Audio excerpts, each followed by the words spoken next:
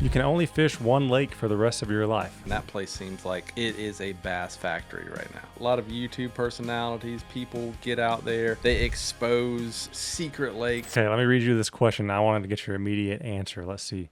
From Bassmaster. You can only fish one lake for the rest of your life. Which one do you choose? Man, that is a loaded question, I guess, right? I think there's a lot That's hard to answer. for me, there's a lot of factors, in that.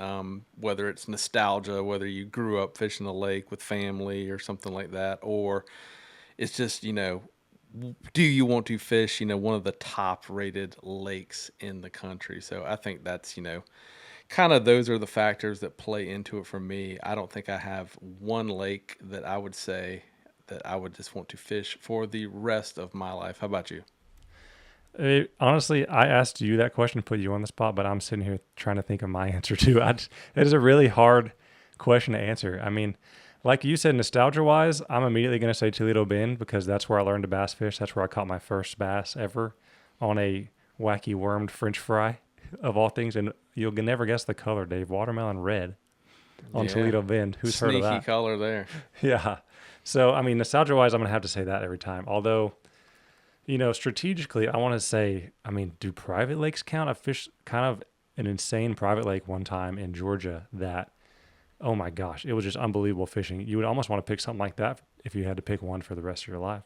Yeah, I guess there could be categories: private lakes versus public lakes. My first lake bass came on Clarks Hill Reservoir, so that would be the nostalgic pick for me. The best days of fishing, probably weight wise, have always been on Santee Cooper for me. So I guess between those two, if I had to pick one, I would probably pick Clarksville just because I think the fishing is better year round versus Santee, where it's a little tougher certain times of the year. And conditions wise, wind, shallow water, treacherous terrain, you tend to tear up a few things there and can't get out of the wind on a windy day where you can at Clarks Hill. Go tuck into a little cove, have a good day on the water, whether you catch them or not. So I guess if you put me on the spot, Clarks Hill Reservoir for me. But then you get into like the top 100 bass lakes, and a lot of them I have not fished. So I'm sure you could probably change my mind pretty quickly with a day on the water on Clear Lake, given the ridiculous results from that one bass tournament that was held earlier this year out there. Man, that place seems like it is a bass factory right now. That would be a fun one. That's definitely a bucket list lake for me, no doubt. Let me read a couple of comments from this that I thought were really funny and get your reaction to them. So this is a good one from Rob Mark. Whatever one bass will never touch. I thought that was a funny comment. Well, interestingly enough, there are a lot of anglers, local anglers, who like for major tournament organizations to come to their lakes. Of course, the Chamber of Commerce, highly influential in getting them there, bring a ton of economic impact to the community during the week they are there and in the future because it showcases the fishery. People come there and fish, but a lot of anglers would rather not have that happen.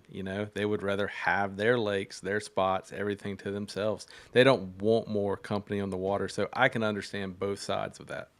Yeah, that's definitely a polarizing one. I have fond memories, growing up in Orange, Texas of the Elite Series coming through, right? And watching those guys go through and having a tournament there, even though it might not have been those guys' favorite tournament to fish. For me as a local, that was really entertaining and really exciting and really, made me look up to those guys a lot, being able to see that in my own hometown. So yeah, definitely both perspectives on that one. Here's another funny one from Justin. One that wakeboard boats and jet skis are prohibited. That's a good one to have on your criteria of one lake you can only ever fish. Yeah, for sure. I mean, the more people that have access to wake boats, any sort of boat, jet skis, so on and so forth, wave runners, I mean, they are out there, man. I mean, people just love to get out on the water, and it's just part of it. Yep, it's part of it. Last one, I'll move on to the next thing. Chris Ellis says, "You're not fooling me into giving you my sweet spot. Nice try, Satan." That's a hilarious comment. I mean, That's a strong comment. Yeah, there's a lot of that out there too. I mean, a lot of YouTube personalities, people get out there, they expose quote unquote secret lakes, but in the reality, if a lake is a public lake, it is not a secret lake. People may not know what exists there or how to unlock the potential of a fishery, but it's not a secret. It's a public lake. It's on a map. It's accessible. So it's not your private lake if that's what you're thinking, but I understand that perspective as well. If you want more behind the scenes bass fishing info in your inbox every week, sign up for the Best on Tour newsletter. That's our free newsletter.